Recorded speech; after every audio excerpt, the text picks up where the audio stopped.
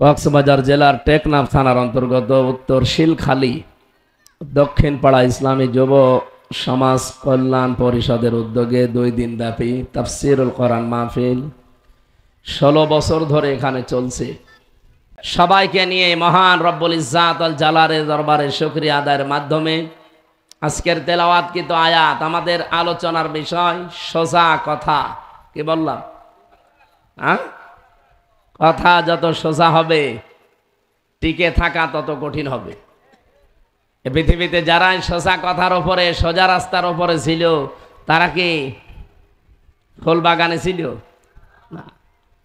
আল্লাহ রাব্বুল আলামিনের ঘোষণা শোনেন, ইয়া আইয়ুহাল্লাযীনা আমানু, ওহে যারা ঈমানের দাবি করো, ইত্তাকুল্লাহ, আমি আল্লাহকে ভয় করো, আকুলু কাওলান সাদীদা, আর কথা যখন বলবা তখন সঠিক কথা সত্য কথা বলবা। এ নির্দেশ কার? আল্লাহ বলেন কি করব জানো? ইউসলিহু লাকুম আ'মালাকুম ওয়া ইয়াগফির লাকুম যুনুবাকুম। যদি এই 2টা আইন মানতে পারো, আল্লাহকে ভয় করা আর সঠিক কথা বলা, আমি আল্লাহ তোমাদের আমল আখলাক যত কাজ কারবার দুনিয়াতে আছে সব সংশোধন করে দেব, ইসলাহ করে দেব, সব সঠিক করে দেব। পেছনের যে ভুল ত্রুটিগুলো অপরাধগুলো আমি আল্লাহ সব মাফ করে দেব। বলেন সুবহানাল্লাহ। আমাইয়ুতিল্লাহ ওয়া রাসূলাহু, যে ব্যক্তি আল্লাহ এবং রাসূলের আনুগত্য করে চলবে, তাদের দেখানো পথে চলবে, ফাকাদ ফাজা ফাওজান আযীমা, অবশ্যই সে সফল হয়ে গেছে। সফল হবে না, সফল হয়ে গেছে। ফাকাদ ফাজা, এটা মাসি। এবার আসেন আয়াতের মূল কথা, ব্যাখ্যা যেটা সেখানে যাই। সূরা আহজাব থেকে আমরা যেহেতু পড়েছি, আল্লাহ প্রথমে ডাক দিলেন ঈমানদারদেরকে। কাদের? কোন বেঈমান আজকের আয়াতের ভেতরে মুখাতেব হিসাবে নেই। সুতরাং কোন বেঈমান যদি এখানে থাকেন আপনি চলে যেতে পারেন। আপনার জন্য আজকের আয়াত না, আপনার জন্য আলাদা আয়াত আছে। আপনার জন্য হয়তো ইয়া আইয়ুহান নাস আছে, ইয়া আইয়ুহাল কাফিরুন আছে, ইয়া আইয়ুহাল মুনাফিকুন আছে। আপনার জন্য ইয়া আইয়ুহাল্লাযীনা আমানু না, কারণ এই শব্দ আল্লাহ যাকে তাকে ডাকে না। তাফসিরে ফি জিলালিল কোরআনে মুফাসসির লিখেছেন, আল্লাহ যখন শুধু ঈমানদারকে ডাক দেন তখন আলাদা একটা ভঙ্গিমা তিনি দেন, আলাদা বাসন ভঙ্গি তার। এ কোরআনে আল্লাহ পাক এই আয়াতটা দিয়েছেন 89 জায়গায়, ইয়া আইয়ুহাল্লাযীনা আমানু। বলেন আল্লাহু আকবার। আল্লাহ তার নিজের কুদরতি হাত এভাবে উঁচা করে আদরে মহব্বতে ভালোবাসা নিয়ে ডাকতে থাকে ঈমানদারেরা। কি? ইত্তাকুল্লাহ, আমি আল্লাহকে ভয় করো। প্রশ্ন আসতে পারে, শব্দ সে জন্মের পর থেকে শুনছি, কি এটা? আমি আপনাকে একটা আধুনিক শব্দ বলবো এবার। সাইয়্যিদ আবুল আলা মওদুদী রাহমাতুল্লাহ আলাইহি ওনার লিখিত কিতাব থেকে আমি কোট করেছি, ভালো করে শুনবেন। আপনি এতদিন এভাবে শোনেননি। আল্লাহকে ভয় করো, ভয় করি। কি ভয় করেন? জন্মের পরে আমিও শুনছি আয়াতটা, ইত্তাকুল্লাহ ইত্তাকুল্লাহ। ও নারী পুরুষেরা ভালোভাবে মিলাবেন। কেউ যদি তাকওয়া অর্জন করতে চায়, কেউ যদি তাকওয়া অবলম্বন করতে চায়, তার প্রক্রিয়া কি? আমাদের দেশের মানুষ লেবাসে তাকওয়া খুশি আমরা। আমার মতো জুব্বা গায়ে থাকবে, পাগড়ি এরকম একটা থাকবে, মাথায় সুন্দর টুপি থাকবে, হাতে তসবিহ থাকবে, বিশাল তাকওয়াবান। এ বিশাল বুজুর্গ। এ কি বুজুর্গ না বেজিরগু?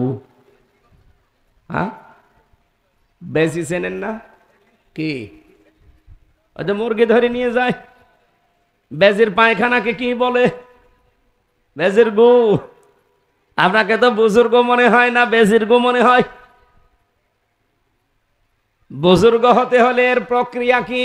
এই যে আমি লিখেছি তাফসীর থেকে, ভালো করে মিলাবেন।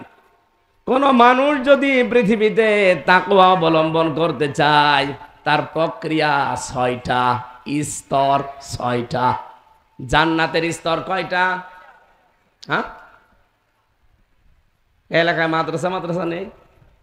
তো কি কথা বলে না কেন? জান্নাতের স্তর কয়টা? 100টা। আমরা সচরাচর 8টা জানি। আল্লাহ পাক জান্নাতের স্তর বানিয়েছে 100টা। দুনিয়ায় যে যে ধরনের কাজ করবে, আমল করবে, মরণের পরে আল্লাহ তাকে ওই স্তরে রাখবে। কি কথা বলে না কেন? আর জাহান্নামের স্তর 7টা। দুনিয়াতে যে যে ধরনের অপরাধ করবে আল্লাহ তাকে ওই স্তরে রাখবে। আজকে যেহেতু আলোচনা ওইটা আমার না, আমার আলোচনার বিষয় আজকে তাকওয়া নিয়ে আরম্ভ। ইমানদারকে ডাক দিয়ে আল্লাহ নির্দেশ দিলেন। আমি একটা হাদিস পড়েছিলাম হযরতে আবু যর রাদিয়াল্লাহু তাআলা থেকে বর্ণিত। বিশ্ব নবী বলেন, হযরতে আবু যর তার বাড়ি থেকে প্রায় 83 কিলোমিটার দূর থেকে আমার দরবারে আসতো। একদিন এসে বলে, হে রাসূল, আমি সব সময় তো আসতে পারি না, আপনি আমাকে এমন কিছু নির্দেশ আলাদাভাবে স্পেশাল ভাবে দেন যেটা মেনে নিলে আমি অলরেডি জান্নাতি হয়ে যেতে পারি। বিশ্বনবী তাকে প্রথম নাম্বারে বলেছিলেন, ওসিকা বিতাকওয়াল্লাহ, আমি তোমাকে সর্বপ্রথম আল্লাহর ভয় এর নির্দেশ দিলাম। বলেন সুবহানাল্লাহ। এটা আল্লাহর নির্দেশ যে তোমরা আল্লাহকে ভয় করো, রাসূলুল্লাহর নির্দেশ। এটাকে আবু যরকে আল্লাহর নবী শুধু স্পেশাল ভাবে তাকেই বলেছেন না আমরাও আছি? বলেন বলেন। তামাম দুনিয়ার সবাই আমরা যারা উম্মত দাবি করি সবার এই কথাটা মেনে নেওয়া দরকার। এখন আসেন প্রক্রিয়া। কি প্রক্রিয়া? আপনি এই রাস্তায় আগাবেন আর আপনি এখন ভাববেন যে আপনি তাকওয়ার কোন স্তরে আছেন। 1 নম্বরে আপনাকে হকের অনুসন্ধান করা লাগবে। কেউ যদি দুনিয়াতে হকের অনুসন্ধান করে সে তাকওয়ার প্রথম স্তরে আছে। আপনি এখন নিজের দিকে তাকিয়ে বলেন, আপনি কি হকের অনুসন্ধানে আছেন? আমাদের জাতির পিতা যিনি হযরত ইব্রাহিম আলাইহিস সালাম, আল্লাহ রাব্বুল আলামিন তার এই খলিল থেকে হকের অনুসন্ধানে ছিলেন। আল্লাহ পাক বলেন তিনি যে হকের অনুসন্ধান করছিলেন, ফালাম্মা জান্না আলাইহিল লাইলু রা কাওকাবা ক্বালা হাযা রাব্বি। তিনি তারকা দেখতে পেয়েছিলেন সন্ধ্যা আকাশে। তারকা দেখতে পেয়ে তিনি মনে মনে ভাবলেন, এটা আমার রব। ক্বালা ফালা ক্বালা লা উহিব্বুল আফিলিন। ফালাম্মা আফালা, যখন এটা ডুবে গেল তখন তিনি বললেন, যা ডুবে যায় সেটাকে আমি পছন্দ করি না, ভালোবাসি না। এখানে কয়েকটা স্তরের নাম আছে। এরপরে তিনি দেখেছিলেন চন্দ্র, রাতের গভীরে দিনে দেখলেন চাঁদ উঠে আছে। তিনি ডাক দিয়ে বলেছিলেন, ফালাম্মা রাআল কমারা বাযিগান ক্বালা হাযা রাব্বি। ফালাম্মা আফালা ক্বালা লা ইল্লাম ইয়াহদিনি রাব্বি লাআকুনান্না মিনাল কওমিয যাল্লিন। চন্দ্র দেখার পরে বললেন, এটা আমার রব। যখন চন্দ্রও ডুবে গেল সকাল আসতে আসতে, তিনি বললেন, না, আমি তো বদভ্রান্তের ভেতরে, উদ্ভ্রান্তর ভেতরে আছি। আল্লাহ যদি আমাকে হেদায়েত না দেয়। সকালবেলা সূর্য দেখলেন, বিশাল সূর্য উঠতেছে পশ্চিম আকাশে। ওটা দেখার পরেই তিনি ডাক দিলেন, ফালাম্মা রাআশ শামসা বাযিগাতান ক্বালা হাযা রাব্বি হাযা আকবার। তিনি বললেন, এই তো বিশাল রব, এইটাই আমার বড় রব। ওইটাও যখন অস্তমিত হয়ে গেল, ফালাম্মা ফালাত ক্বালা ইয়া কওমি ইন্নী বারিউম মিম্মা তুশরিকুন। তিনি বললেন, যেটা ডুবে যায় ওটাকে আমি আমার রব হিসাবে মানি না। দুনিয়ার মানুষেরা, আমার বংশের মানুষেরা, আমার গোত্রের মানুষেরা, আমার কওমের মানুষেরা সাক্ষী থাকো, আমি তোমাদের সাথে শিরিক করি না, শিরিক থেকে আমি মুক্ত। এবার ঘোষণা দিয়ে দিলেন সবার সামনে দাঁড়িয়ে, ইন্নী ওয়াজ্জাহতু ওয়াজহিয়া লিল্লাযী ফাতারাস সামাওয়াতি ওয়াল আরদা হানিফা ওয়া মা আনা মিনাল মুশরিকিন। হযরত ইব্রাহিম ওই দিন বলেছিলেন, আমি তোমাদের সবার দিক থেকে মুখ ফিরিয়ে নিলাম, ওই আল্লাহর দিকে আমার মুখমণ্ডল ঘুরিয়ে দিলাম, যিনি আসমান আর জমিনের উদ্ভাবক।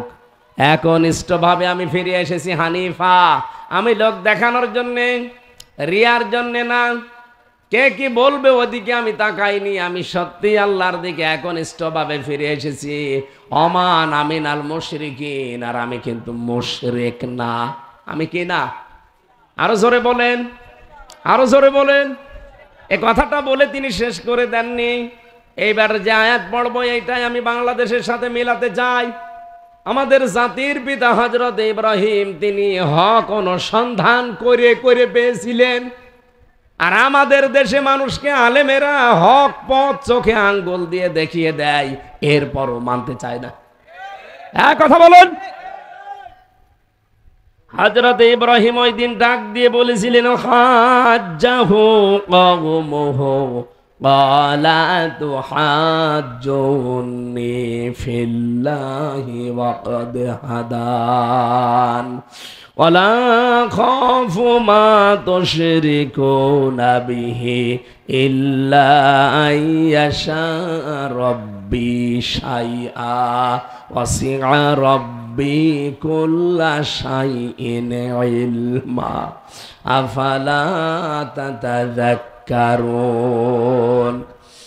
তার জাতির লোকদিকে বলেছিলেন হাজ্জাহু কওমু, যখন তার জাতির লোকেরা তার সাথে ঝগড়া আরম্ভ করেছিল, তারা নিজেরা শিরিক করে, ফেরাউনের বানানো আইন মেনে, নমরুদের বানানো আইন মেনে চলে, মানুষের তৈরি করা আইনগুলো তারা প্রতিষ্ঠার জন্য চেষ্টা চালায়। আর ইব্রাহিম আলাইহিস সালাম হক অনুসন্ধান করে যখন পেয়ে গেলেন, তখন তিনি এই হককে 2 নম্বরে কবুল করে নিলেন। শুধু কবুল করে শেষ করেননি, এটা তিনি প্রচার আরম্ভ করলেন। এদিকে তাকান, হক অনুসন্ধানের প্রক্রিয়া। আপনি যে তাকওয়ার কোন পর্যায়ে আছেন, আপনি প্রথমে বুঝবেন যদি হক অনুসন্ধান করার তালে থাকেন সব সময়, যে কোথায় হক পাওয়া যায়। এই বাংলাদেশে আজ হক অনুসন্ধান করা বড় সহজ না কঠিন? সবচাইতে বড় কঠিন। সবাই তো বলে আমরা হক, আট রসিয়ে বলে আমরা হক, দেওয়ান বাগির মতো ভণ্ড বলে আমরা হক, এমনকি মাঝ ভান্ডারি নজিবুল বশর ও কিন্তু এতদিন হক বলি চলতো। সারা পৃথিবীতে যে যে দলে আছে, মিনাল্লাযীনা ফাররাকু দীনাহুম ওয়া কানু শিয়া কুল্লু হিজবিন বিমা লাদাইহিম ফারিহুন। হে নবী, দেখবেন পৃথিবীতে যে যে দলে আছে, ওই দলের কর্মসূচি নিয়ে আনন্দে আছে, যে আমি সঠিক আর ওগুলো সব ভুয়া। সবাই তো হকের দাবি করছে। হক অনুসন্ধান করে জাতির পিতা ইব্রাহিম নবী যেভাবে বের করেছিলেন, আমাদেরও এরকম কিছু করার দরকার নেই। যদি হক আপনি পেয়ে যান, এদিকে তাকান, যদি সত্যি হক আপনি পেয়ে যান, হক পায় কারা? যারা অনুসন্ধান করে। এবং হক কারা? সারা বালাদের ভেতরে আপনি 5টি কর্মসূচি দেখবেন। ফাক্কু রাকাবা আও ইতআমুন ফি ইয়াউমিন যী মাসগাবা, ইয়াতীমান যা মাকরাবা আও মিসকিনান যা মাতরাবা, সুম্মা কানা মিনাল্লাযীনা আমানু ওয়া তাওয়াসাউ বিস সাবরি ওয়া তাওয়াসাউ বিল মারহামা। এখানে 5টা গুণের কথা আছে। এই 5টা গুণ যারা অর্জন করেছে দুনিয়ায়, তারা হেদায়েতের উপরে আছে, তারা হক পথে আছে। এই বাংলাদেশে এখন প্রায় 74টার উপরে দল কাজ করছে, ধর্মীয় এবং জেনারেল মিলে। সবাই তো আর হক না, কি বলেন বলেন? আপনি কোরআনের সাথে মিলান, 5টা কর্মসূচি যাদের কাছে পাবেন, কোরআন বলছে তারা হেদায়েত প্রাপ্ত দল, তারা হক দল। ফাত্তাবিউস সিরাতাল আযম, তাড়াতাড়ি যাদের দ্বারা ইসলাম কায়েম হওয়ার সম্ভাবনা বেশি, তোমাদের নির্দেশ দিলাম। এটা ইবনে ওমর থেকে বর্ণিত, বিশ্বনবী বলেন, মুসলিম শরীফের হাদিস, ফাত্তাবিউস সিরাতাল আযম, যাদের দ্বারা ইসলাম কায়েম তাড়াতাড়ি সম্ভাবনা বেশি, তোমরা দল মত নির্বিশেষে তাদেরকে সাপোর্ট দিবা, সমর্থন করবা বেশি। এটাকে আমি বানালাম হাদিসটা। বলেন বলেন।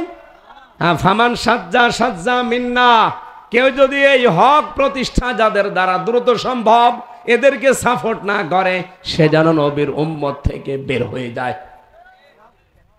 সূরা বালাদের এই 13 নম্বর আয়াত থেকে 18 নম্বর আয়াত পর্যন্ত বাড়ি যে আজকে মিলাবেন। বাংলাদেশে 64 না 74 না 74,000ও যদি দল থাকে, একটা হক দল আছে আর আপনি খুঁজে পাবেন ফাক্কু রকবা, যারা মানুষের কাঁধ থেকে শৃঙ্খল দূর করতে চায়। বলেন তো এই পৃথিবীতে মানুষের দাসত্ব মুক্ত করার জন্য কত মানুষ তো চেষ্টা চালাচ্ছে। এই বাংলাদেশে আমি একটা দলকে বেশি পেয়েছি অগ্রসর, যারা মানুষের তৈরি করা আইন মুখে লাথি দিয়ে বিদায় করে আল্লাহর তৈরি করা আইন কায়েম করতে চায়। কথা বলুন। সবাই মানুষের তৈরি করা আইনের পক্ষে কাজ করে মানুষের গলায় দাসত্বের শৃঙ্খল দিয়ে দিয়েছে, মানুষের শৃঙ্খল। আর আমরা প্রতিদিন এই শৃঙ্খল থেকে মুক্তি চাই। ইয়াকা না'বুদু, আমরা তোমার দাসত্ব করি কার? বলেন বলেন। একটা কুকুর দেখবেন একটা কুকুরের কথা মানে না, আর আমরা মানুষ হয়ে যদি আল্লাহর বিধান এই পৃথিবীতে পাঠানো বিধান বাদ দিয়ে আল্লাহর বানানো মানুষের আইন মানি, তাহলে কুকুরের চাইতে আমরা খারাপ। আরো জোরে বলেন। সুতরাং মানুষের শৃঙ্খল থেকে দাসত্ব থেকে যারা মানুষকে মুক্ত করতে চায়, এরা হেদায়েতের উপরে আছে, আর এরাই হক দল। এরা হক অনুসন্ধান করে পেয়েছে, কারণ জানে যে পৃথিবীতে সবচাইতে বড় অপরাধ মানুষের তৈরি করা আইন প্রতিষ্ঠা করা, আর সবচাইতে বড় দামি কাজ আল্লাহর কাছে আল্লাহর তৈরি করা আইন কায়েম করা। এটা যদি আমরা করতে পারতাম, যে যার হক সেটা সে পেয়ে যেত। আজ পায় না, স্ত্রী তার স্বামীর হক পায় না, স্বামী তার স্ত্রীর হক পায় না, সন্তান তার মা বাবার হক পায় না, মা বাবা তার সন্তানের হক পায় না, ভাই তার ভাইয়ের হক ফিরিয়ে দেয় না, জনগণ তার সরকারের হক দেয় না, সরকারও জনগণের হক দেয় না। এই কারণে, কারণ আল্লাহর এই হক প্রতিষ্ঠিত নেই। এটা কায়েম করে দেন, যার যে হক ঠিক সেখানে পৌঁছে যাবে। আমার ভাইরা, আমি দ্বিতীয় নম্বর পয়েন্টে বলেছি, 1 নম্বরে কি পেলাম? ফাক্কু রকবা, যারা মানুষের শৃঙ্খল থেকে মানুষকে মুক্ত করতে চায়। 2 নম্বরে আও ইতামুন ফি ইয়াউমিন যী মাসগাবা, দুনিয়ায় যারা এতিম মিসকিন অসহায়দের দরে দরে খাবার পৌঁছিয়ে দেওয়ার এই কর্মসূচি যারা হাতে নিয়েছে, তারা হক পথে আছে। আমি তো বাংলাদেশের 64 জেলায় ঘুরি, আমি দেখতে পাচ্ছি বাংলাদেশ জামাত ইসলামী, ইসলামী ছাত্র শিবির এই কর্মসূচি হাতে নিয়েছে। আপনি নিজে তাকিয়ে দেখেন না কেন, আগস্টের 5 তারিখের পরে কত মানুষ খালি খাবো খাবো নেব নেব, কিন্তু এই দলটাকে দেখতে পেলাম নিজের গাঠির টাকা খরচ করে কোথায় কে মারা গেছে, শহীদ হয়েছে, তার বাড়িতে চলে যাচ্ছে। হ্যাঁ বলেন না কেন? বাংলাদেশ জামাত ইসলামীর আমিরে জামাত বাড়ি তার কোথায়? সিলেটের মৌলভীবাজার কোলাউড়া, ওখান থেকে পটুয়াখালী বাউফলে চলে গেছে। এই 24-এ স্বাধীনতা যুদ্ধে মারা গেছে একজন, তার একটা এতিম ছেলে আছে, তার দায়িত্ব নিজের কাঁধে তিনি তুলে নিয়েছে। কয়ে দেশে আর লোক নেই, কারো তো পেলাম না এই কাজ করতে। আপনি হক খুঁজেই পান না, চোখের ভেতরে কি কলম দিয়ে খোঁচা মারা লাগবে নাকি? ইয়াতিমাংজা মাকরাবা, যারা এতিম নিকট আত্মীয়, এদের খোঁজ খবর নেই, আর এই গুণটাও আমরা এদের ভেতরে পাচ্ছি। এখন যদি বলেন হুজুর এদের কথা বলেন, তো এদের সাথে মিলে গেলাম করবো কি? না, আপনার সাথে মেলে চাঁদাবাজি। কে কথা বলছেন কেন? আপনার সাথে যেটা মেলে ওটা বলি, ওটা বললে তো এখন আগুন ধরে যাবে আমরা গায়ে। যেটা মেলেন আমি বলবো কি করি? আমি কি আয়াত বানাবো? ইয়াতিমাংজা মাকরাবা, যারা নিজের নিকট আত্মীয় স্বজনের ভেতরে এতিম আছে, এদের খোঁজ খবর নেয়। আমরা তো এটা দেখতে পাই বেশি, যারা এই দেশে একামতে দিনের দায়িত্ব পালন করে তাদের। আও ইতামুন ফি ইয়াউমিন যী মাসগাবা, 4 নম্বরে যে মানুষগুলো দুনিয়ার ময়দানে ধুলি মলিন, মাতরবা ধুলি মলিন, যারা অসহায়, এরকম মানুষের খোঁজ খবর নেয়, এদের অভাব যারা দূর করে দেয়। আমিরে জামাত ডাক্তার শফিকুর রহমান হাফিজাহুল্লাহর এই কাজটা সারা বিশ্বে প্রশংসিত। উনি মেতরকে পর্যন্ত, ওই যে পায়খানা সাফ করে, এই মেতরকে তিনি কোলে আটকিয়ে বুকে জড়িয়ে নিয়েছে। মেতররা আশ্চর্য হয়েছে, আপনি এত বড় একজন মানুষ, আমরা তো নিজেদেরকে মানুষই মনে করি না, আর আপনি আমাদের বুকে জড়িয়ে নিতে চান। উনি বলেছিল আপনারা তো এই পৃথিবীর শ্রেষ্ঠ মানুষ, কারণ আপনারা কাজ করে খান। এই কথা বলছেন না কেন? আল কাসিবু হাবিবুল্লাহ, যারা কাজ করে খায় ওরা আল্লাহর বন্ধু। সুবহানাল্লাহ বলতে পারেন না? আপনারা যে কাজ কক্সবাজারে করেন, চট্টগ্রামে করেন, আপনারা যদি কাজ না করতেন এই কক্সবাজারের মানুষেরা একদিনও এই শহরে বাস করতে পারতো না, বসবাসের অযোগ্য হয়ে যেত দুর্গন্ধে। এই কথা বলেন না কেন? এরকম ধনামনিন যারা অসহায়, যে মানুষগুলো অসুস্থ, তাদের খোঁজ খবর নেওয়া, চিকিৎসার ব্যবস্থা করা, বাড়ি ঘর বানিয়ে দেওয়া। বাংলাদেশ জামাত ইসলামী কুষ্টিয়া জেলা শাখার শ্রদ্ধাভাজন আমির অধ্যাপক মাওলানা আবুল হাশেম কয়েকদিন আগে আমাদের কুষ্টিয়ার একজন হিন্দু মুসি, জুতা সেলাই করে খায়, ওনার বাড়ি ঘর সব ধসে গিয়েছিল বন্যায়। উনি নিজে জেলা জামাতের পক্ষ থেকে টাকা কালেকশন করে 2.5 লক্ষ টাকা দিয়ে তার বাড়িটা বানিয়ে দিয়েছে। পৃথিবীর ইতিহাস হয়ে গেল না? টাকা পয়সা আর অন্য দলের নেই, কই তাদেরকে তো এগিয়ে দিয়ে আসতে দেখলাম না। এরপরও আপনি হেদায়েত প্রাপ্ত কারা তাদের খুঁজেই পান না। সুম্মা কানা মিনাল্লাযীনা আমানু, এরপরে আরো গুণ, তারা ঈমান আনবে, ঈমান আনার পরে ওয়াতাওয়াসাউ বিস-সাবরি, একে অন্যকে ধৈর্যের উপদেশ দেবে। এত কিছু হয়ে যাওয়ার পরেও আমরা ধৈর্য হারা হইনি, ইনশাআল্লাহ হব না।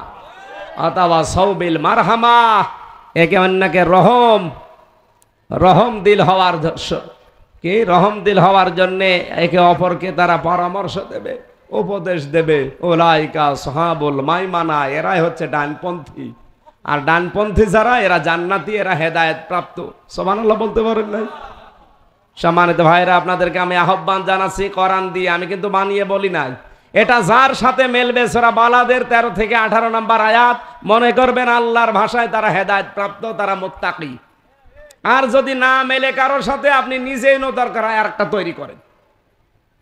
এই জন্য হকের অনুসন্ধান যদি করতে থাকেন, আপনি হেদায়েতের 1 নম্বরে মুত্তাকির প্রথম স্তরে আছেন। হেদায়েত যদি পেয়ে যান, আপনাকে ওটা আবার কবুল করা লাগবে, গ্রহণ করা লাগবে। অনেকে পাওয়ার পরেও নিতে চায় না। 3 নম্বরে ওটা প্রচার করার দায়িত্ব নেওয়া লাগবে আপনাকে। 4 নম্বরে হকের উপরে আপনাকে দৃঢ় থাকা লাগবে। এইটা বড় কঠিন। অনেকে আমরা হক অনুসন্ধানও করি, এটা কবুলও করি, এটা আমরা প্রচারও করি কম বেশি, কিন্তু হকের উপরে টিকে থাকার যখন সময় আসে, তখন দেখি অনেকেই ঈমান বেশি দেয়। কথা বলছেন না কেন? আমি জেলখানায় 3টা বছরে জনাব এটিএম আজহারুল ইসলামকে মাঝে মাঝে আমারে বলতে শুনতাম, হামজা আমার জন্য দোয়া করো, আমি যেন হক পথ থেকে পিছলে পড়ে না যায়। কারণ এই 13 বছরে আমি বহু মানুষকে দেখেছি, বিশাল বিশাল পাগড়ি মাথায় দেওয়া, জব্বা গায়ে দেওয়া, আল্লাহর জিকিরও করে, কিন্তু তারা শেষ পর্যন্ত টিকে থাকতে পারে নাই। বাতিলের সাথে হাত মিলিয়ে তারা বের হয়ে চলে গেছে। কিন্তু আমিও যদি ওই সময় যখন ধরা পড়েছিলাম, আমি তো প্রধানমন্ত্রী শেখ হাসিনার পাশের গ্রামের মানুষ। হাসিনার বাড়ি, শ্বশুর বাড়ি যেখানে, ওনার 1 গ্রাম পরেই আজহারুল ইসলামের বাড়ি। সম্পর্কে আমার মনে হয় ননদ হতে পারে, কি দেবর হতে পারে। কারণ বেশি দূর না, এটা পীরগঞ্জ, এটা বদরগঞ্জ পাশাপাশি। ওই সময় যা বলেছিল আমাকে, আমি যদি মেনে নিতাম আমার এই 13 বছর জেলে থাকা লাগতো না। ওই দিনে আমি বের হয়ে মুক্ত জীবনে বেরিয়ে বেড়াতে পারতাম। আমি নিজেও দেখেছি বহু আলেম 24 ঘন্টা দেখতাম জব্বা গায়ে দিয়ে, পাগড়ি মাথা থেকে খোলে না। কিন্তু কিছুদিন পরে যখন আযাব বেড়ে গেছে জেলখানার ভেতরে, আযাব বোঝেন, জেলখানায় দিলে তো হয় না, জেলের ভেতরে জেল, তার নাম সেল, ওর ভেতরে আরেক সেল, তার নাম কন্ডেম সেল, ওর ভেতরে আরেকটা সেল আছে, তার নাম কবর সেল। এই জায়গায় 24 ঘন্টা রেখে আপনাকে তালাবদ্ধ করে রাখবে, কোনো যোগাযোগ নেই বাইরে। এরকম কঠিন পরিস্থিতিতে ওনাকে রেখেছিল। আমার সাথে প্রায় 76 জন আলেম ছিল। কত আলেমকে আমি আল্লাহকে পর্যন্ত ভুল ধরতে দেখলাম, বলছে আল্লাহ আর কতদিন, তুমি কি কিছু করবা না? অথচ মাত্র 3-4 মাস হয়েছিল, তাই তারা পাগল হয়ে গেছে। আর কোরআনের পাখি 13 বছর, এটিএম আজহারুল ইসলাম এখনো পড়ে আছে 13 বছর। তারা বিরক্ত হয়নি, আমাকে আরো উপদেশ দিত যে শক্ত থাকা লাগবে, এই যে বইটা পড়ো। আমাকে মাঝে মাঝে বই দিত প্রোডাক্টিভ মুসলিম, কারাগারের একদিন, জয়নাব আল গাজালির। যখন এই মানুষ হিসাবে একটু খারাপ লাগতো, বইটা পড়লে আবার ইমান শক্ত হয়ে যেত। একজন মেয়ে লোক জয়নাব আল গাজালি ইসলামের জন্য, ইমানের জন্য যা করেছে, আমরা 100 পুরুষ মানুষও পারি না। আমার বোন আসিয়া সিদ্দিকা, ডক্টর আফিয়া সিদ্দিকা এখন এই পরীক্ষা দিচ্ছে আমেরিকার জেলখানায়।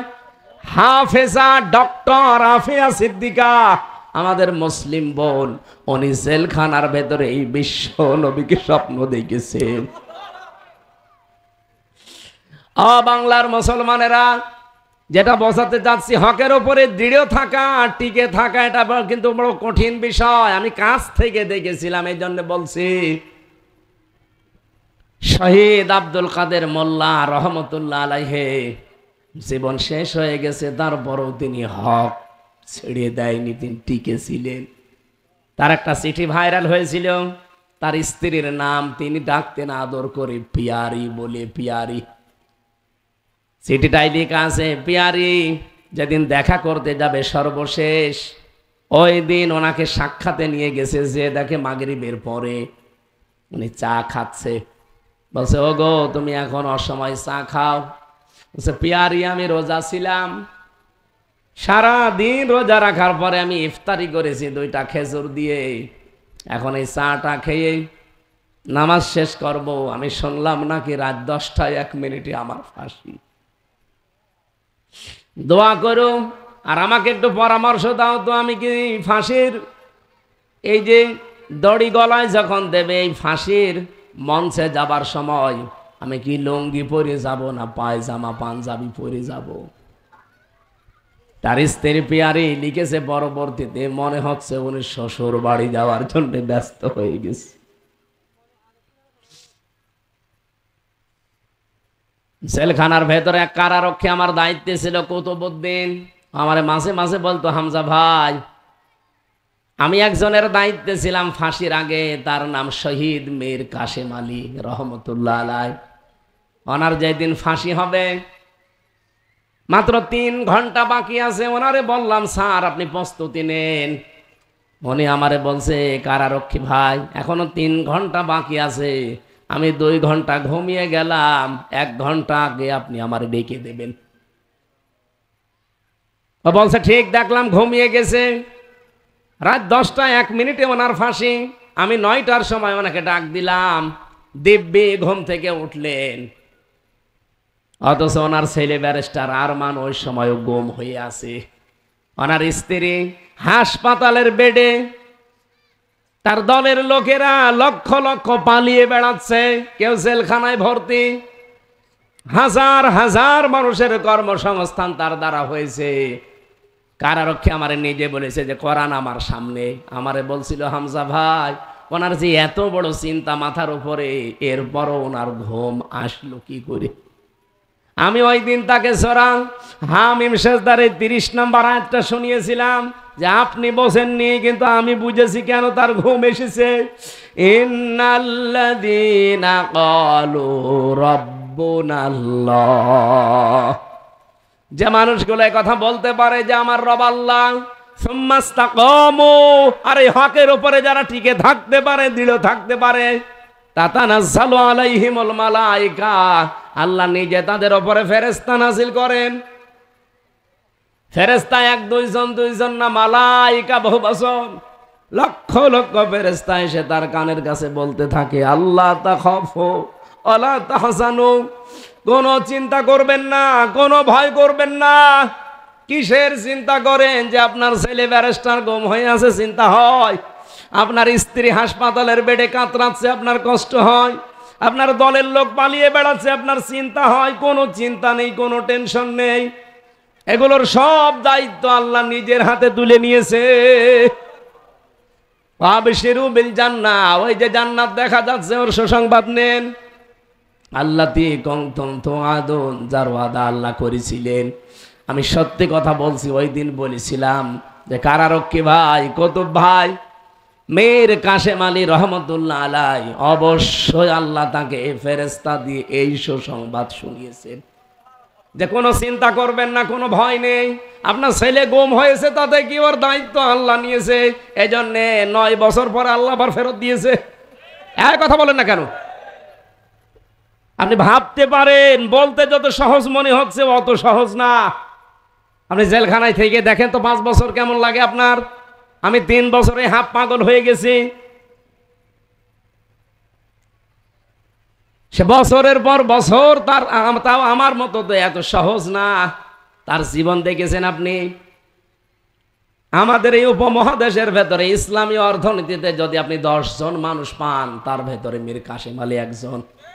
আপনি কি মনে করছেন উনি শুধু জামাত ইসলাম করে এই জন্য ওনাকে মেরে ফেলেছে? না, ওনাকে মেরে ফেলা হয়েছে। ভারত খুব ভালোভাবে জানতো যে এই লোকটা যদি বেঁচে থাকে, যেভাবে এগিয়ে নিচ্ছে অর্থনীতি দিয়ে, 10 বছর এগিয়ে থাকলে আমরা অনেক পিছনে পড়ে যাব। এই কারণে তাকে মেরে ফেলেছে ষড়যন্ত্র করে, আন্দাজ এক বোমা মামলা দিয়ে। আমার ভাইরা যে কথা বলতে চাচ্ছিলাম, ঠিক ওঠার পরে ওযু করলেন, গোসল করে কিছু খাবার দাবার দেয় পাশাপাশির আগে, বলেন না দুনিয়ার খাবার আমার লাগবে না, আমার খাবার রেডি হয়ে আছে। ফেরেশতার মনে হয় কিছু বলেছিল তাকে, তাছাড়া তো এরকম কনফিডেন্স আসার কথা না। যে লোকটা যাবার আগে বলতে পারে যে আমি লুঙ্গি পরে যাব না, পায়জামা পরে যাব, আপনি বলতে পারেন, ভাবতে পারেন সে লোকটা কোথায় যাচ্ছে। অবশ্যই কিছু না কিছু সে দেখেছিল।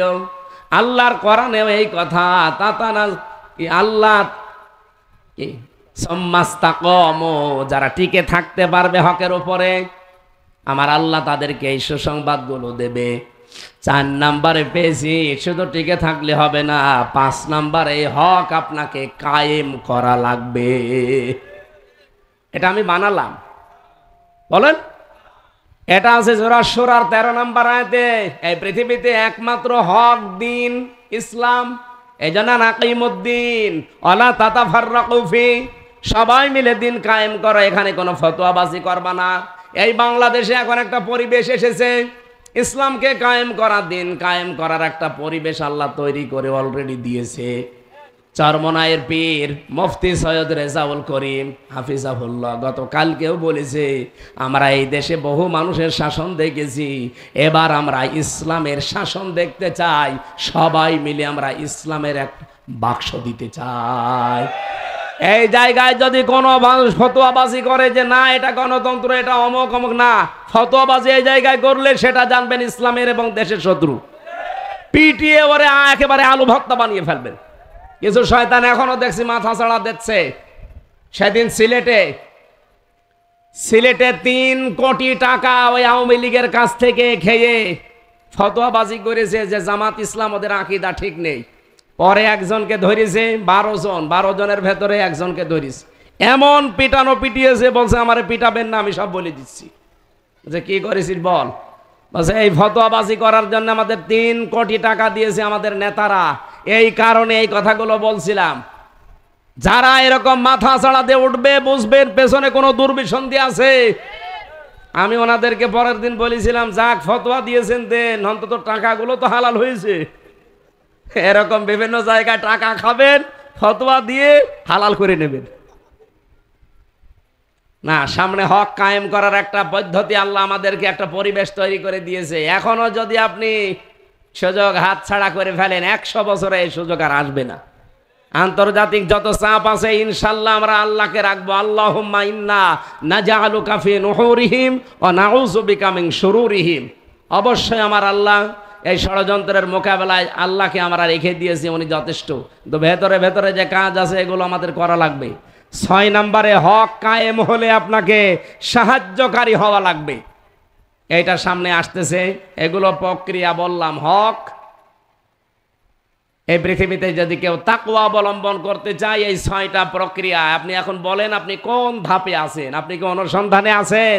আপনি কি কবুল করার আছেন? প্রচারে আছেন? টিকে আছেন?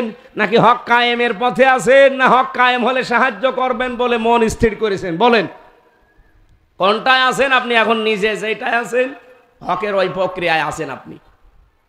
এইভাবে তাকওয়া অর্জন যদি আমরা এই পথ অবলম্বন করতে পারি, ওয়াকুলু কাওলান সাদীদা, আর কথা বললে সত্য কথা বলা লাগবে। অন্য আয়াতের ভেতরে আমি ব্যাখ্যা পেয়েছি, ইয়া আইয়ুহাল্লাযীনা আমানুত্তাকুল্লাহা ওয়া কুনু মা'আস সাদিকিন, হে ঈমানদারেরা আল্লাহকে ভয় করো আর সত্যবাদীদের সঙ্গী হয়ে যাও। সত্যবাদী মানে শুধু সত্য কথা বললেই মানুষ সত্যবাদী হয় না। সত্যকে সত্য জানার পর যারা দ্বিধাহীন চিত্তে মেনে নিতে পারে এই মানুষগুলোকে বলা হয় সাদিকিন। যেমন হযরতে আবু বকর সিদ্দিক, যেটা আবু জেহেল বিশ্বাস করে নাই আর উপহাস করেছিল, অথচ হযরতে আবু বকর কথাটা শোনার পরেই বলেছিলেন, হে নবী এ কথাগুলো কি ঠিক? বিশ্ব নবী বললেন হ্যাঁ।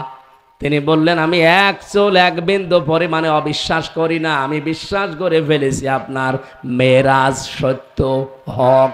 জোরে বলেন সুবহানাল্লাহ। নবীজি বললেন, আবু বকর তুমি প্রশ্ন ছাড়াই বিশ্বাস করে নিলে, আজকে তোমারে খালি হাতে ফেরত দেব না। এত বড় হক সত্যকে যখন বিনা প্রশ্নে বিনা দ্বিধাহীন চিত্তে মেনে নিলে, আজকে থেকে তোমার নামে আমি লকব দিয়ে দিলাম সিদ্দিক। এই জন্য সত্যকে সত্য জানার পরে যারা গ্রহণ করবে তাদের সাথে থাকা লাগবে। মেয়েরা যারা এসেছেন শুধু নামাজ পড়া রোজা রাখা আর কালো বোরকা পরা ইবাদত না। খাদিজাতুল কুবরা জীবনে এক ওয়াক্ত নামাজ পড়েনি, একটা রোজা রাখেনি, জীবনে একদিনের জন্য পর্দায় থাকেনি, জীবনে একটা টাকা একবারও হজ করেননি, জাকাতও দেয়নি। তারপরও আল্লাহ তাকে সালাম দিয়েছেন এবং জান্নাতে ঘর বানিয়ে তার জন্য পাঠিয়েছেন।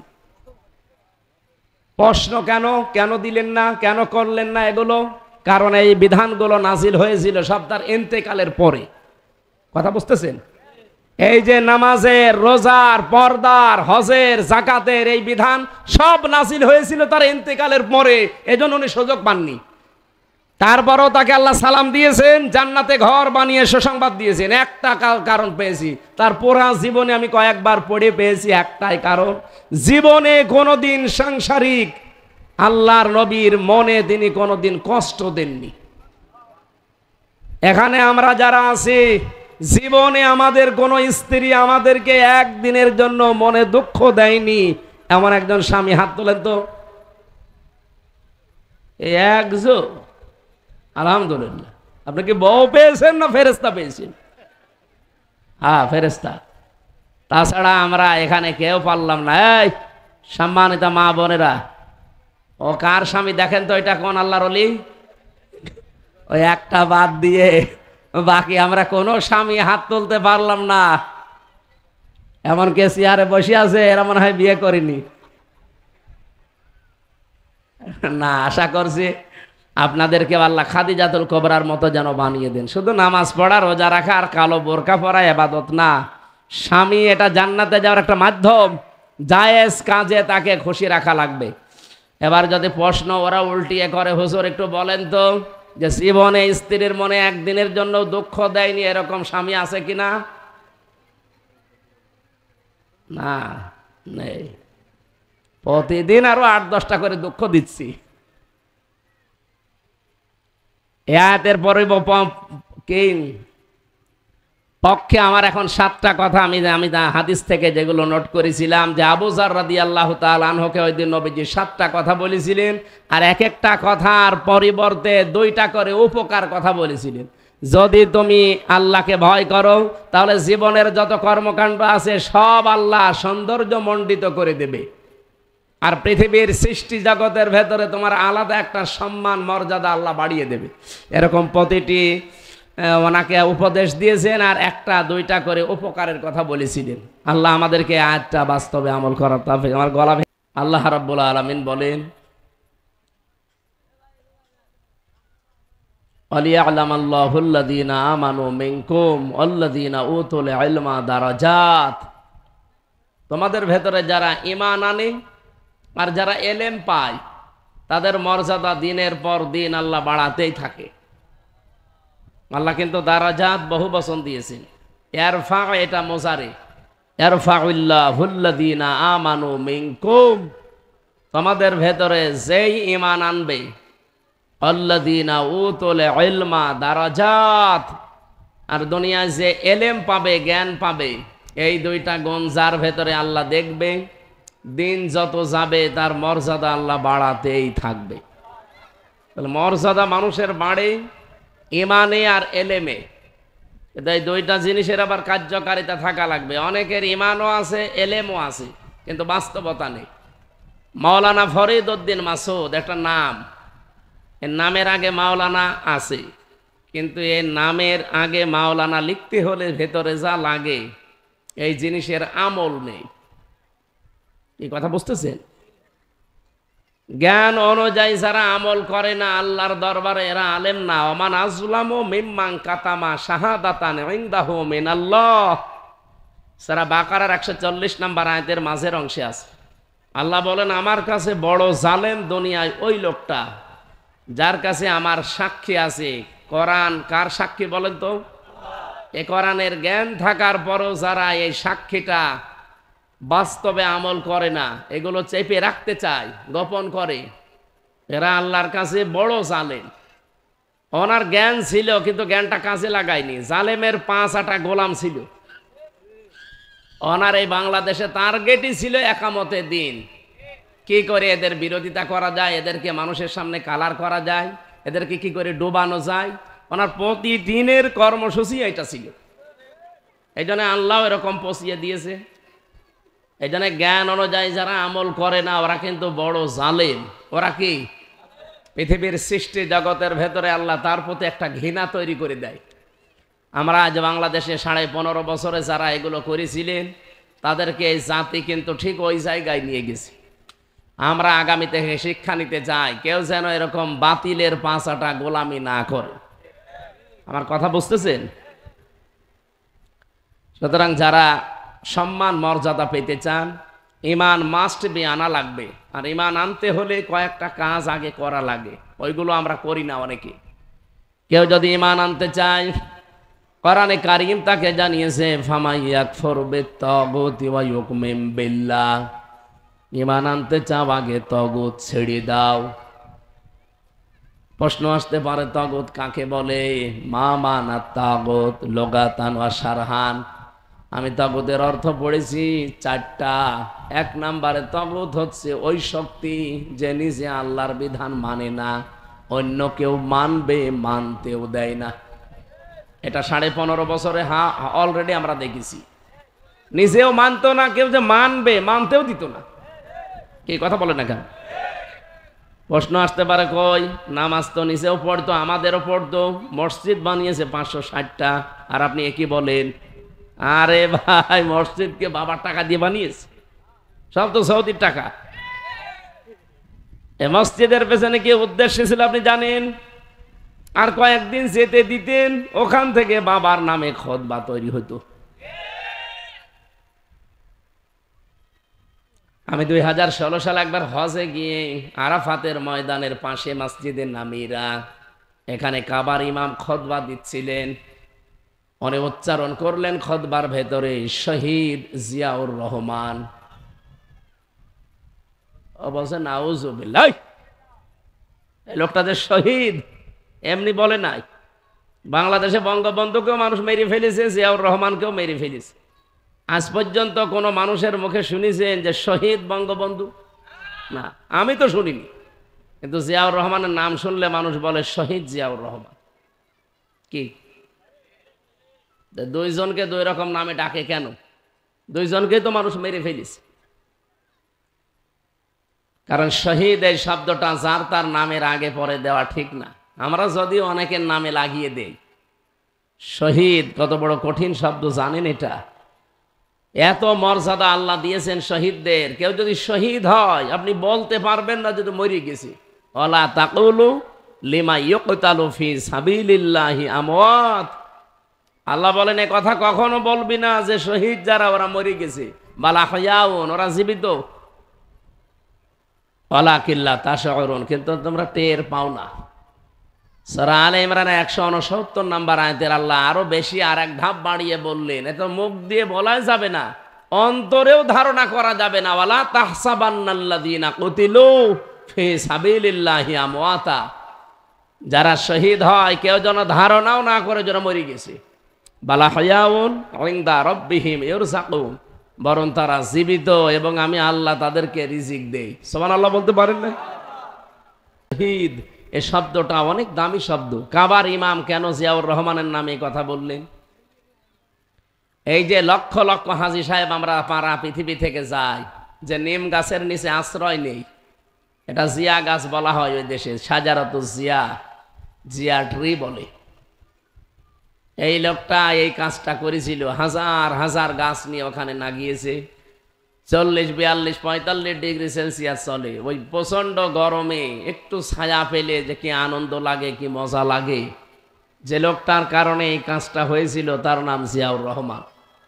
এই জন্য মানুষ তার নাম শুনলে শহীদ জিয়া বলে। আমিও দোয়া করি লোকটার জন্যে, জীবনে যদি ওনার কিছু কবুল না হয় আল্লাহ যেন ওনাকে এই কাজের ওসিলায় মাফ করে দেয়। বলেন বলেন। তার আদর্শ মেনে যারা রাজনীতি করছে, আগস্টের 5 তারিখের পরে আমরা অনেকের চরিত্র পাল্টিয়ে যেতে দেখলাম। নবীজি বলেন, মানিদ দাগা মা লাইসা লাহু ফালাইসা মিন্না ওয়ালিয়াতাবাব্বা মাকআদাহু মিনান নার। মুসলিম শরীফের হাদিস, হযরতে আবু যর রাদিয়াল্লাহু তাআলা আনহু থেকে বর্ণিত। যেই জিনিস তোমার না, ওই জিনিস যদি তুমি নিজের দখলে নিয়ে নাও, নবীজি বলেন 2টা শাস্তি তার। 1 নম্বরে সে আমার উম্মত না, 2 নম্বরে তার নিজের স্থান সে যেন জাহান্নামে বুকিং করে নিল।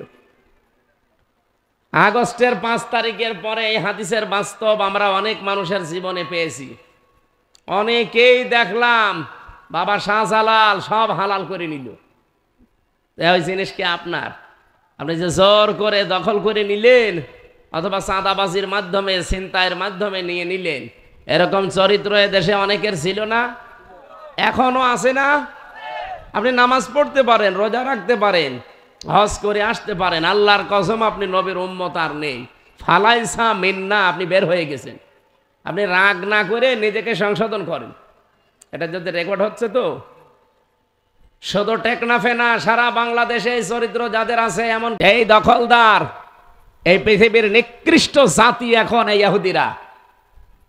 হিটলার মাঝে মাঝে বলতো, আমি ইহুদিদেরকে এমনিতে ধ্বংস করি নাই, কয়েকটা বাঁচিয়ে রাখলাম, পৃথিবীর মানুষ পরে বুঝবে যে আমি কেন তাদেরকে এভাবে সমূলে ধ্বংস করেছিলাম।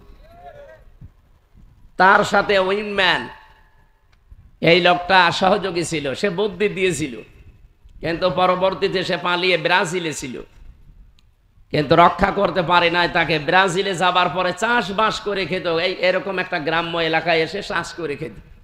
ইহুদিরা তাকে ধরে ফেলেছিল। ধরে নিয়ে তাকে যখন হত্যা করবে, জিজ্ঞাসা করছে, তোর জীবনের শেষ আশা কি? বলছে, আমার শেষ আশা আপনারা পূরণ করতে পারবেন না। না পারবো, আমার শেষ ইচ্ছা হচ্ছে আমি ইহুদি হতে চাই। না, এখন মেরে ফেলবো আর এখন ইহুদি হতে চান? এর ভেতরে আমার কারণ আছে। আমি ইহুদি হব আর আপনারা আমাকে মারবেন, আমি বিশ্বাস করব যে পৃথিবীতে একটা ইহুদি মরে গেল। কত নিকৃষ্ট ভাবতেন আপনি বলেন তো, নিজে মরবে তাও ইহুদি হয়ে মরতে চাই। ওর মনের সান্ত্বনা এই যে পৃথিবীর মানুষ বুঝুক যে একটা ইহুদি অন্তত দুনিয়া থেকে বিদায় নিল। সুতরাং হিটলার এবং এই উইটম্যান যা বলেছিল, আমি তো দেখতে পাচ্ছি পৃথিবীতে ঠিক এখন তাই হচ্ছে। ওরা যা দখলদারি আরম্ভ করেছে, ওরা তো নবীর উম্মত না। 1 নম্বরে ওদের জন্য নেই। 2 নম্বরটা ওয়ালিয়াতাবাব্বা মাকআদাহু মিনান নার, সে যেন জাহান্নামে নিজের স্থান তৈরি করে নিল। ওরা এখন প্রত্যেকেই জাহান্নামী যারা এই দখলদারিতে লিপ্ত। এই কথা বলেন না কেন? বাংলাদেশেও যারা দখলদারিতে লিপ্ত আছেন, আপনারা থামেন। মিথ্যা কথা আমাদের বিরুদ্ধে ছড়ায় যে বাংলাদেশ জামাত ইসলামীর লোকজনেরা ইসলামী ব্যাংক দখল করে নিয়েছে। আপনি এরকম মিথ্যা কথা বলতে পারলেন? ইসলামী ব্যাংক তো তাদের রক্ত ঝরা পয়সা দিয়ে করা, তাদের ব্যাংক তারা ফিরে পেয়েছে, এখানে দখল করার কি হলো? আর আমরা যেটা করি ওটা কিন্তু পুরাটাই দখলদারিত্বের ভেতরে পড়ে। সুতরাং এইগুলো বন্ধ করেন। যেই জিনিস আপনার না, জোর করে যদি নিজের দাবি করে আয়ত্তে নিয়ে নেন, আপনি 2টা ক্ষতির সম্মুখীন হবেন। 1 নম্বরে ওই দিনই আপনি নবীর উম্মত থেকে বের হয়ে যাবেন, আর মারা গেলে আপনার স্থান একটা জাহান্নাম। বলেন নাউজুবিল্লাহি মিন যালিক। এই কথা শোনার পরে যদি কেউ নিজের গায়ে টেনে নিয়ে বলে, হ্যাঁ আমারে বললেন, আমি আপনার নাম ধরে বলেছি, ওই যে মিজান আনসারী বলেছিলেন একদল খেয়েছে আর একদল রেডি হয়ে আছে, তো কিছু মানুষ রেগে গেছে। হ্যাঁ, আপনি আমারে বলেছেন। আর ওকে নাম ধরেছিল। কয়দিন আগে আমি মালয়েশিয়া ছিলাম মিজান ভাইয়ের সাথে, বললাম ভাই এ কথা বলেছিলেন যে যারা আজ রেগে গেছে তাদের নাম? বল না, আমি তো কারোর নাম বলিনি। ওরা নিজেরা চরিত্র ওই রকম, এই জন্য ওরা নিজেদের গায়ে লাগিয়ে নিয়েছে। এই জন্য আপনি নিজের গায়ে লাগিয়ে নেবেন কোন কারণে? আমি তো কোরআনের আলেম, কোরআন যেহেতু সবার জন্য, আমিও সবার জন্য। এখন এখন যদি বলেন না আপনি জামাতের লোক, শিবিরের লোক, তাহলে আমিও বলবো আপনি বিএনপির লোক। আপনি এই ট্যাগ দেবেন কোন কারণে? আমি কি ওই দলীয় পরিচয় এখানে লিখে আপনার সামনে কোরআন প্রচার করছি? আমার প্রচার মাধ্যম এখন কোরআন, আর আমার পরিচয় এখন আমি কোরআনের আলেম। কোরআন যেমন সবার, আলেমও বলেন বলেন। নবীজি যদি এখানে আসতেন এ কথা বলতে পারতেন যে আপনি না, আপনি তো জামাত ইসলামের নবী, আপনারা মানি না।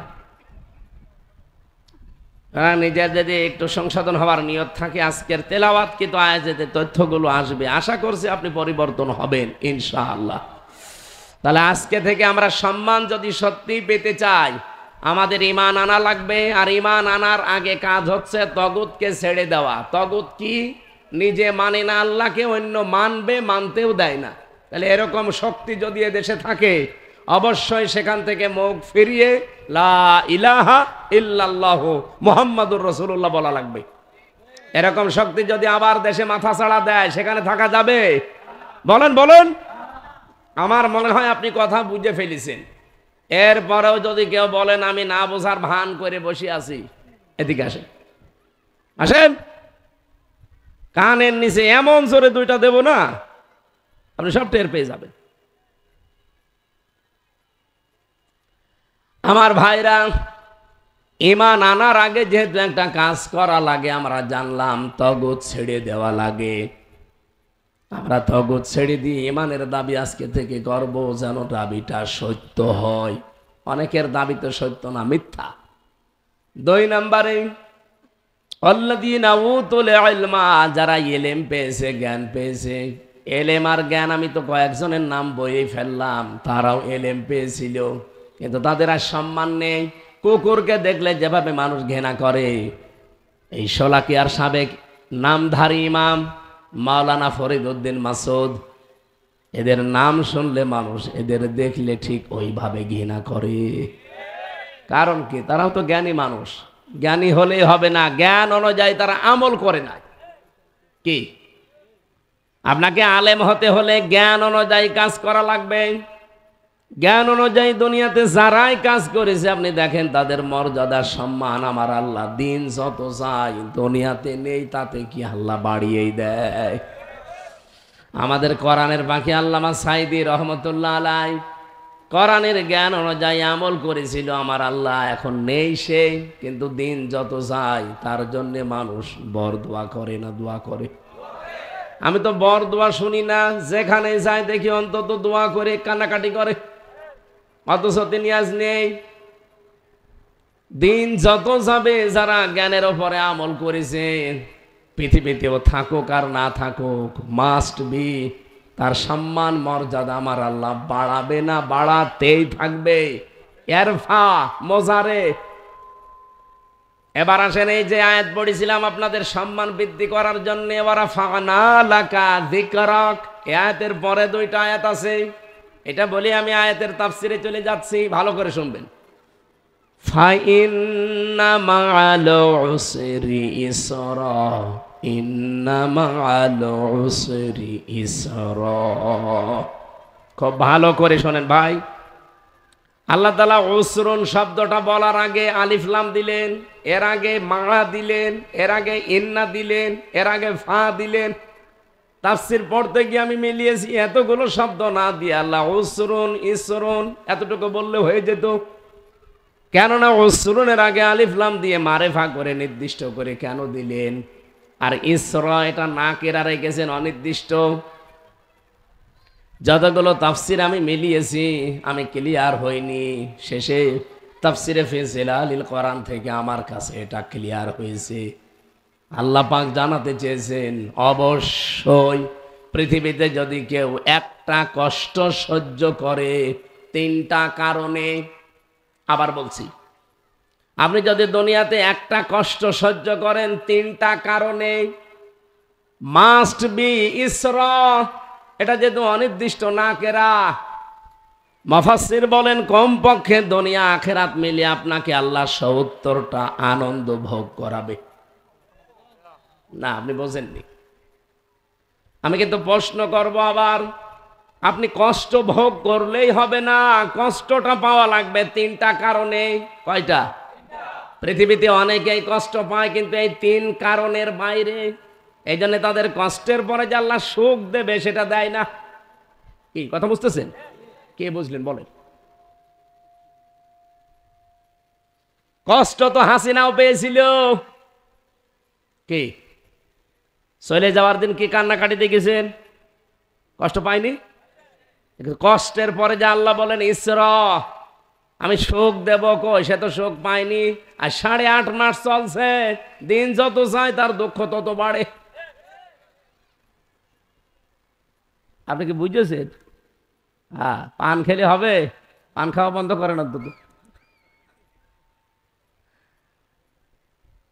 আমি আবার রিপিট করছি, আল্লাহ যেহেতু নিজে রিপিট করলেন আয়াতটা, আবার আরেকবার ইন্না মাগাল উসরি ইসরা, এক কথা 2 বার বললেন, শুধু প্রথমে ফা বেশি দিয়েছেন। একটা কষ্ট যদি দুনিয়ায় আপনার হয়, কারণ কয়টা? আরো জোরে বলেন। এই 3 কারণের বাইরে যদি কেউ কষ্ট পায়, তার জন্য পরে সুখ অপেক্ষা করছে, কথা কোরআনে নেই। কিন্তু কষ্টটা যদি 3টা কারণে হয়, অবশ্যই আপনি কমপক্ষে 70টা আনন্দ পাবেন। তাহলে 1 নম্বরে কষ্ট পাওয়া লাগবে আপনাকে আল্লাহর জন্যে, 2 নম্বরে কষ্ট পাওয়া লাগবে রাসূলুল্লাহর জন্যে, 3 নম্বরে কষ্ট পাওয়া লাগবে মানবতার জন্যে। আমি যে হাসিনার নাম বললাম এমনি বলি নাই, ও কষ্ট পেয়েছিল আগস্টের 5 তারিখে, কিন্তু আল্লাহর জন্যে, রাসূলুল্লাহর জন্যে, মানবতার জন্যে। কিসের জন্যে? ওর অপরাধের জন্যে। ও কষ্ট পেয়েছে কিন্তু এই 3 কারণের 1 কারণে পাইনি আমরা, পেয়েছে ওর পাপের কারণে। বলেন। এই জন্য দুনিয়াতে আমরা যারা কষ্ট পেলাম, বিশেষ করে এই 15.5 বছরে যারা কষ্ট পেয়েছেন, আল্লাহর জন্যে, রাসূলুল্লাহর জন্যে, মানবতার জন্যে, মাস্ট বি এই পৃথিবী আর আখিরাত মিলে আপনাকে আল্লাহ 70টা শান্তি সুখ ভোগ করাবে। এই 15.5 বছরে যারা 50টা কষ্ট পেয়েছেন, কয়টা? বলেন বলেন। না পাননি? কত মানুষ এখানেও বসে আছে 15.5 বছরে বাড়ি থাকতে পারে নাই, গাছতলায়, বাঁশতলায়, কবরস্থানে। কথা বলেন এখানে। কত মানুষ এভাবে রাত কাটিয়েছে, তারা কষ্ট হয়নি। বছরের পর বছর স্ত্রীর কাছে যেতে পারে নাই, কোথায় আছে সে নিজেও জানে না। আপনাদের এলাকা তাও তো আছে। আপনি খুলনা বিভাগের সাতক্ষীরায় যান, বুলডোজার দিয়ে বাড়ির পরে বাড়ি তারাই 15.5 বছরে হাজার হাজার ইসলামী আন্দোলন যারা করে তাদের বাড়ি ঘর মাটির সাথে মিশিয়ে দিয়েছে। আল্লাহ ঠিক যেন ওইটা উল্টিয়ে 2025 সালের ফেব্রুয়ারির 5 তারিখে আযাবুল বুলডোজার নাসিল করেছিল। ওরা ভেঙেছে সাতক্ষীরায়, আর আযাবুল বুলডোজার সর্বপ্রথম ভাঙা আরম্ভ হয়েছে 32 নম্বর। এটার নাম হচ্ছে আযাবুল বুলডোজার। আযাবুল বুলডোজার। ওই দিন যারা একটু মাথা ছাড়া দিয়েছিল তাদেরটাও আযাব নাজিল করেছে। আমার কুষ্টিয়ার হানিফ সাহেবের বাড়ি তো আগস্টের 5 তারিখে বিকালবেলা মাটির সাথে মিশিয়েছে। যতটুকু 2-1টা ছিল এই ফেব্রুয়ারির 5 তারিখে আরো মিশিয়ে দিয়েছে। আমি চিন্তা করেছি এই আয়াতটা নিয়ে যে দুনিয়াতে সত্যি যারা কষ্ট পাবে ইসলামের জন্য একটা, তাকে আল্লাহ 70টা সুখ ভোগ করাবে। সিস্টেম অপর পৃষ্ঠায় দেখুন, আপনি যদি কোনো সুখ ভোগ করেন একটা, আর ওই সুখটা যদি হয় অবৈধ, আবার বলছি, আপনি যদি দুনিয়াতে কোনো সুখ ভোগ করেন আর ওই সুখটা যদি হয় অবৈধ সুখ, অবশ্যই আপনাকে দুনিয়া আখিরাত মিলিয়ে আল্লাহ 70টা কষ্টে ফেলবে। বলেন তো হাসিনা 15.5 বছরের শোক ভোগ করে নাই? কথা বলেন না কেন? আপনাদের বদি সাহেব করে নাই? জেনে শুনে আপনি জালেমের সহযোগী হয়ে গেলেন, জানা শোনার পরে আপনি জালেমকে সাহায্য করলেন। এলাকায় অনেক মানুষ এই সমস্ত জেলাতে যারা মেম্বার হওয়ার যোগ্যতা রাখে না, তারা এই জালেমের কাছে যে গলা গিয়ে বলছে আমি এমপি হব। হয়েছেও তা? হয়নি? হয়ে কি বসেছিল? শোক পায়নি? কত কিছুর শোক তারা পেয়েছে। এই শোকগুলো কি বৈধ শোক না অবৈধ? আরো জোরে বলেন বলেন। এই অবৈধ শোক যারা পেয়েছেন, একটা ক্ষতি হবে কয়টা? এবার আপনি ঠেলা নেন। আমরা যদি এই 15 বছরে 50টা কষ্ট পেয়ে থাকি, এক একটা 70টা হলে 50টায় হয় 3,500। 3,500 শোক আমরা সামনে পাবো। এটা আমি বানালাম। আলাল আখিরাতু খায়রুল লাকা মিনাল উলা। হে নবী, আপনার আগের চাইতে পরে ভালো। আগে যাই গেছে, সামনে আমাদের ভালো অপেক্ষা করছে। ওয়ালা সাউফা ইউতিকা রাব্বুকা ফাতারদা। রব্বুল আলামিন বলেন, হে নবী, অবশ্যই আমি আল্লাহ আপনাকে এমন কিছু অতি শীঘ্রই দেব যাতে আপনি খুশি না হয়ে পারবেন না। আল্লাহ যেহেতু ওয়াল এবং লাম দিয়েছেন, সাউফা দিয়েছেন, একটা তাকিদ আর একটা দ্রুত। আল্লাহ বলেন ওয়ালা সাউফা, অবশ্যই, অতি তাড়াতাড়ি, খুব দ্রুত। ইউতিকা, হে নবী, আপনাকে আমি এমন কিছু দেব, ফাতার দ, যাতে আপনি রাজি হয়ে যাবেন। বাংলার 92-93% মুসলমান কান খাড়া করে শোনেন। এদেশের প্রকৃত মুসলমান যারা আমরা আছি, কখনো আমরা খুশি হতে পারি না যতক্ষণ কোরআন রাষ্ট্রীয়ভাবে কায়েম না হবে। আমরা ওই দিন পরিপূর্ণ সন্তুষ্ট হয়ে যাব যখন চর্মচোখে দেখতে পাবো আল্লাহর এই কালাম দিয়ে বাংলার 56,000 বর্গ মাইল চলছে। এটা কারা দেখতে চান দেখি? লিল্লাহে তাকবীর। এই দেখেন তো, হাত তোলেনি কে?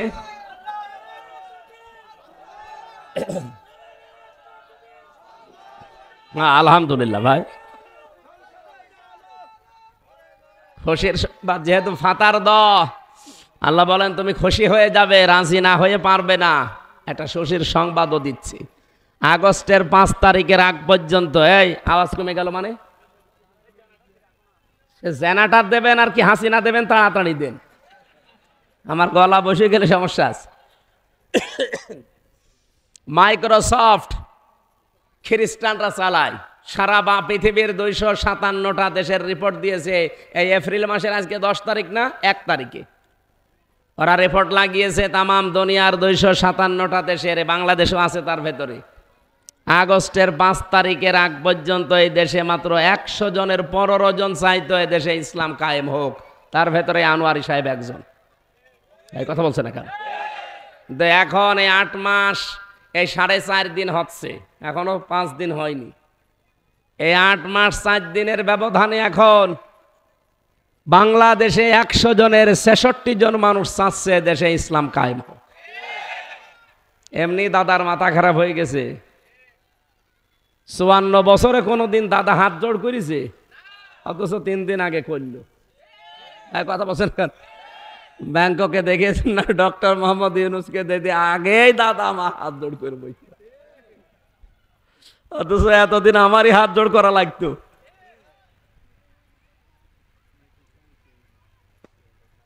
এমনিতে এটা করে নাই, করেছে বাধ্য হয়ে, বাস্তবতা দেখছে। এই জন্যই তো এখন ধোয়া তুলেছে যে এই দেশে জঙ্গি মাথা ছাড়া দিয়ে উঠতে। ও ডোনাল্ড ট্রাম্প, আপনি তাড়াতাড়ি করেন কিছু না কিছু, কি করবে? অর্থাৎ একটা মাতাল। ট্রাম্প কি মাতাল? এই ট্রাম্পকে এখন মোদি সাহেব এইটাই বোঝাচ্ছে, দেখেন এই দেশে জঙ্গি ভরে যাচ্ছে, মৌলবাদ বেড়ে যাচ্ছে, এই দেশে সংখ্যালঘু নির্যাতন বেড়ে যাচ্ছে। এটা যে দাহা মিথ্যা কথা, তামাম দুনিয়ার এই রিপোর্ট যারা দিচ্ছে আন্তর্জাতিকভাবে, তারা এখন দেখতে পাচ্ছে না আগস্টের 5 তারিখে এই বাংলাদেশ নিরাপদ হচ্ছে ইসলামপন্থীদের হাতে। এই কথা বলেন না কেন? এই 8 মাস 4 দিন হয়ে গেল, একটা মন্দির কোন জায়গায় ভেঙেছে? বলেন বলেন। কারো বাড়ি ঘরে আগুন লেগেছে? অথচ 15.5 বছরে কত নাটক আমরা দেখলাম। 8 মাস 5 দিনে আজ পর্যন্ত একটা জঙ্গিও ধরা পড়লো না। আর ও যদি এখন থাকতো, এই 8 মাসে মনে হয় 8,000 শুধু জঙ্গি ধরতো। পোড়াটা নাটক। আমি নিজেও তো জঙ্গি মামলা দিয়েছিলাম, আমারে দিয়েছিল আনসারুল্লাহ বাংলা টিমের প্রধান। বলছে কি সে? বলছে আমরাও জানি না, কিন্তু আপনি প্রধান। আমি জেলখানার ভেতরে একজনকে পেয়েছিলাম, মনে হচ্ছে আল্লাহ দলের প্রধান আব্দুল মতিন, 18 বছর জেলে। আমি ওনারা একদিন বললাম যে ভাই, আপনি আল্লাহ দলের প্রধান, আপনি সভাপতি, সেক্রেটারি কে? বলছে আমার ছেলে। ও সভাপতি, ও ছেলে সেক্রেটারি, দেশে আর কেউ নেই। এই হচ্ছে জঙ্গি। কিচ্ছু নেই, এগুলো কয়েকটা আছে উগ্র, এই তাছাড়া জঙ্গি বলে কিছু নেই। সবগুলো ওদের ইসলামকে ঘায়েল করার নাটক। অন্য কাউকে কিন্তু ধরতো না। দেখেন, এই দেশে জঙ্গি বলে চালিয়ে দিতে হয় একামতে দিনের নেতা কর্মী এরা। আর খুব খুব অল্প কিছু ধরেছিল কওমি মাদ্রাসার কিছু আলেমদের। যাতে মাতাল হলো তাহলে ঠিক ছিল। আমার ভাইরা, আমি যে কথা তুলেছিলাম, এখন থেকে যদি সত্যি একটা সুখ আপনি ভোগ করে থাকেন অবৈধভাবে, এক একটা সুখের কারণে কমপক্ষে আপনাকে 70টা দুঃখ ভোগ করা লাগবে। এ কথা কার? মিথ্যা হওয়ার সম্ভাবনা আছে? বলেন বলেন। বলেন তো, পরকীয়া প্রেম যারা করে সুখ পায় না, শান্তি পায় না? এই সুখ কি বৈধ সুখ না অবৈধ? এরকম অবৈধ সুখে আছেন কারা? হাত তোলেন তো। এই এলাকায় এসব নেই, আলহামদুলিল্লাহ। ভালো তো, পরকীয়া প্রেম এ জেলায় নেই। কালকেই পত্রিকায় দিয়ে দেব। না সত্যি কি এরকম নাকি? না ভালো। আপনারা তো সব ইয়াবার উপরে থাকেন অল টাইম। বাবা শাহজালাল আমার আসার সময় আজকে প্রশাসন ধরেছিল গাড়ি, বলছে হুজুর ওয়াজ করতে যাচ্ছে, ইয়াবার কথা বলবেন, এই এলাকায় এগুলো খুব বেশি চলে। এই জিনিস যারা খান, যারা নিয়ে আসেন, দেখো অবৈধ সুখ যারা পাচ্ছেন পরকীয়া প্রেমের দ্বারা, অথবা অনেকের লাইন আছে ভাবির সাথে, প্রতিবেশের স্ত্রীর সাথে, থামা লাগবে আপনাকে। এই অবৈধ লাইনে যদি সুখ পান একটা, কষ্ট পাবেন কয়টা? আরো জোরে। এগুলো পেতে চান? হ্যাঁ, আল্লাহ আমাদেরকে আয়াত দুটো বাস্তব জীবনে অনুধাবন করার তৌফিক দিন। আর যারা আশায় আছেন যে বুবু চট করে চলে আসবে, এগুলো ডাহা মিথ্যা কথা। কারণ এক একটা অবৈধ সুখ ভোগ করার কারণে তার কপালে এখন 70টা করে দুঃখ আল্লাহ দেবে। আর আল্লাহর কথা আল্লাহ মিথ্যা প্রমাণ করবে? মাস্ট বি, আল্লাহ দেখাবেই। এই জন্য আগস্টের 5 তারিখের পর থেকে এই 8.5 মাসে প্রায় 27 বারের ওপরে এই দেশকে অশান্ত করার চেষ্টা চালিয়েছিল, একবারও হয়নি। কারণ এগুলো সব আল্লাহ কন্ট্রোল করছে। না, তোর যা অপরাধ, তোর এক একটা অপরাধের শাস্তি হবে 70টা।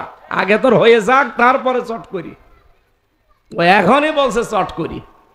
আর এই চট করে শোনার পরে অনেকে বুকে সাহস সঞ্চার করে। কালকে ঢাকা মিরপুরে পিটানি খেয়েছে।